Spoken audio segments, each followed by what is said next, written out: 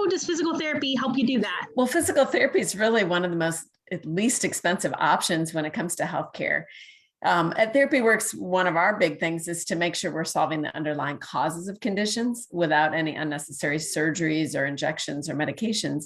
And all those other things, such as surgeries, they have side effects and they have long-lasting financial obligations. So you've got medications that you might be taking for a very long time, or you might have surgeries that you have to prepare for and that are very costly. And from a physical therapy standpoint, you can get so much handled for such a lower cost. Yeah. And, just to kind of give people an idea, lots of people have been taking prescriptions for years and years and years. How long do most physical therapy treatments last? Each individual treatment is usually 30 minutes to an hour, and then that usually lasts over the course of a month, maybe 2 months. If it's something that's really gone on for a long time, or it's a very chronic thing for many, many years, it might take a little longer than that. But even within that, it puts it all in your hands and makes it so that you can have some control over how fast you get yourself better, because we're putting the tools into your hands each and every day as we're educating you on what's going on with your body, so you can think through those things that happen invariably on holidays or Sunday afternoons. You can process and make the best choices so that you get better that much faster. Awesome. So, this time of year is especially good for people who are, like I said, looking to get, the most bang for their buck. Could you talk a little bit more about that? Yes, actually, this is a great time of year to be thinking about doing that physical therapy that you've put off, or even better, getting your family friend or neighbor who's always telling you how much they hurt to get their physical therapy that they've put off. And that's because at the end of the year, many times families or individuals have met their deductibles. If anybody on your plan has had a surgery or a baby this year, or you've had other procedures and things done, then oftentimes you've already met what's called your deductible. And so the balance of that is now mostly insurance paying for the remainder of whatever is happening health-wise in your family between now and the end of the year. So capitalizing on making sure you do that and get that handled now, you actually could get in a course of physical therapy and get something handled before the new year. Yeah, I mean, it's definitely worth paying for on your own, but if your insurance is able to help out with most or all of that cost, that's definitely better. Absolutely. And those do usually reset at the end of the year, so getting in now is the right timeline. Absolutely, definitely. Yeah. So, what about kind of before you start physical therapy? What are kind of ways to get more out of the physical therapy that you're thinking about or planning? Well, the first thing really, and this is with any health issue, whether it's physical therapy related or otherwise, it's just so important to start early. So many things people put off because they think, oh, that'll just go away, or, oh, I'm just getting old, or, oh, everybody has this at my age. But that doesn't have to be the case. And that's not necessarily actually true, that just because you age, certain conditions automatically happen. And so getting an early start, checking into it as soon as you start noticing symptoms, then it will take much less time and much less cost and effort to get to the other side. But any time is better than not starting. So even if it's gone on a while, don't kick yourself. Just say, gosh, I got to really go handle this and get in and get it going. Once certain problems start, then they can get other problems going. So for example, if somebody sprained their ankle, let's say, and a lot of times people say, oh, it's an ankle sprain, but then they get past it and it seems to be gone and their ankle doesn't hurt. But what happens is they didn't strengthen and stabilize. They didn't get that, what we call proprioception, that coordinated balance and control back into that ankle. So now come fall, maybe that happened last spring, and now come fall, they're spraining it again. They're got nuts on the ground or slippery leaves. And so their ankle doesn't have that stability that it used to have. And so then they keep having sprains over time.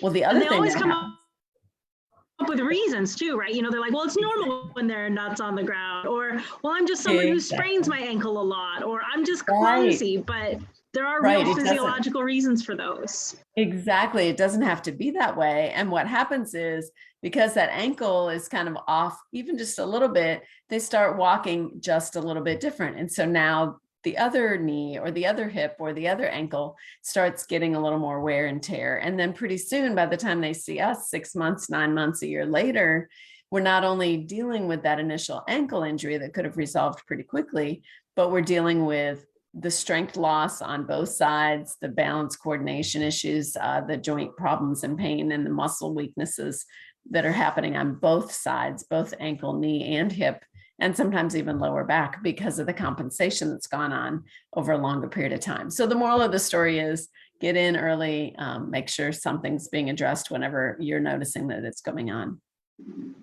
Absolutely. So, you talk kind of start of, or like pre-physical therapy. What about when you're just starting physical therapy? How do you make sure that you're getting the most out of it that you can?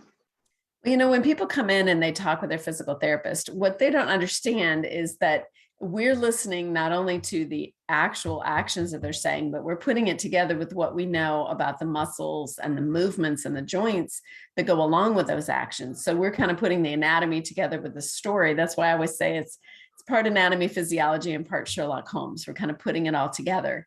And so what helps us set those goals with that patient are things like knowing that the patient has the goals for themselves. If you can come in and know, gosh, I want to be able to walk my dog for 2 miles because now I'm really just walking around the block, but we always used to walk 2 miles and my dog is crazy if he doesn't get out and get his good walks in. So knowing what your goals are, and it might be a longer goal. It might be, yes, the reason it brought you in is because you're having trouble going up and down your stairs at home or, doing activities, carrying your laundry, picking things up in the yard. But knowing that in the spring, you really have this goal to go to the Grand Canyon or go on a hike or, you want to go to a wedding or a family reunion. And those things, even in the distance, being a goal is something that we want to know now so we can help you so that you can, by the time you get there, have that easily achieved long after you've finished your physical therapy. Yeah, absolutely. So you talked also in there a bit about, communicating with your physical therapist and making sure that, they understand from the get-go what you want to get out of it. So what about communication, throughout your physical therapy program? How can that help you to get more out of your physical therapy?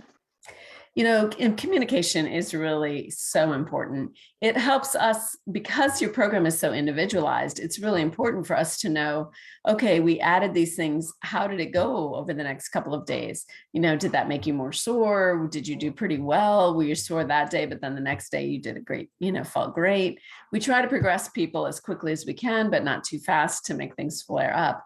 The other thing is there are things that you're going to come upon, like we went to a ball game and you sat on the bleachers. Well, the way you were sitting, maybe that made your back painful. But then a couple of weeks later, maybe you did that same activity. You went to your kid or your grandkid's ball game and it didn't hurt like it had before. So those are both things that hold you back as well as wins and successes that we want to mark along the way so that we can know that we're headed in the right direction. There's lots of ways to get you from point A to point B.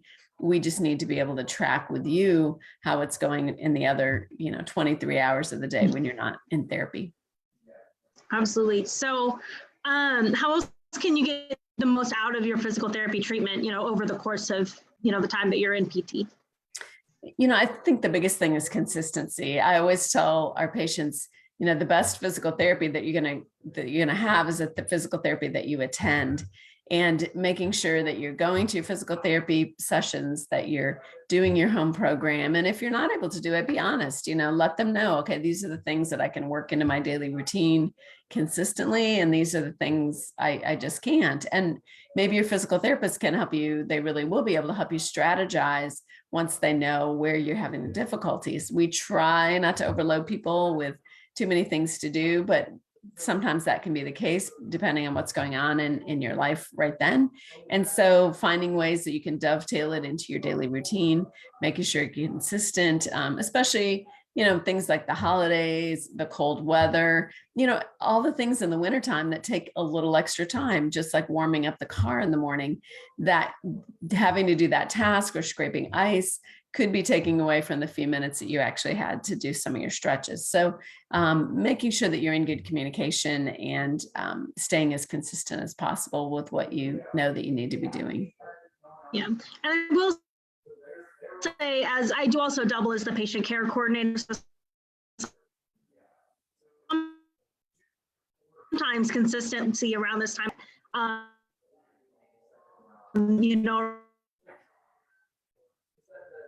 the holidays,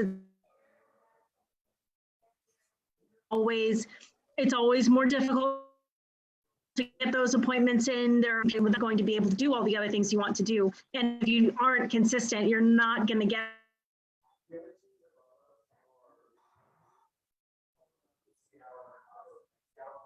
where you want to go. That's really key to them getting what they want to out of it. And that's something that I've definitely noticed on my end as well. Yeah. So, finally, we've kind of talked a lot to the people who are already in physical therapy, but what about for people who are considering physical therapy or aren't quite sure if, their ache or pain is bad enough to go? How do they know when it's really time to talk to a physical therapist?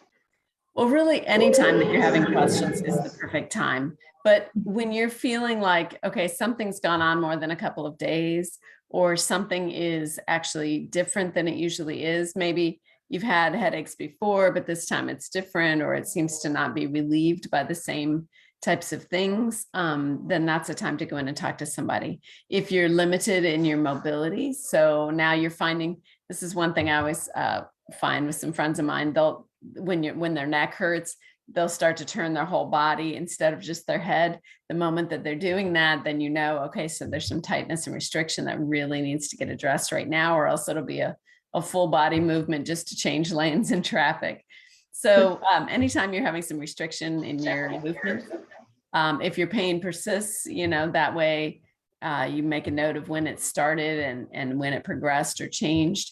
If it's very painful, if it's keeping you up at night, certainly that's an indicator, or if it's waking you up at night, even once. And even if it's not pain, sometimes with incontinence issues, any leaks at all, it's not necessarily, people are like, oh, it's just normal because I'm getting older to have leaks when I cough or sneeze.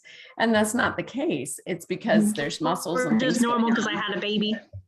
Right. That doesn't have to be the case. So really, anytime you're noticing that there's a change, and really, if you're just concerned, it's just rather to be cautious and get some questions answered and go get things addressed. It's much better to have them tell you, yes, you're great to come in, and here's an easy thing, than to wait too long. And then it's like, yes, you need to be here. And now it's going to be lots of visits so that you can get back on track.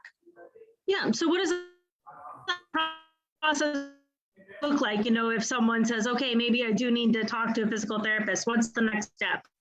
Actually, at TherapyWorks, we offer courtesy and complimentary consultations. So you can call up if you're not sure that you need physical therapy, or you have some questions and you're not sure what's going on with your pain and you really want to figure out, okay, what path do I take? Just give us a call, 785-749-1300. You can say, look, I just want a courtesy consultation.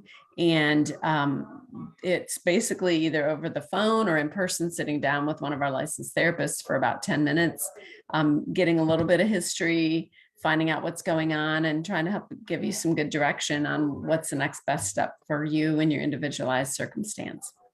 Yeah, I have to say that's one of my favorite things that we offer, because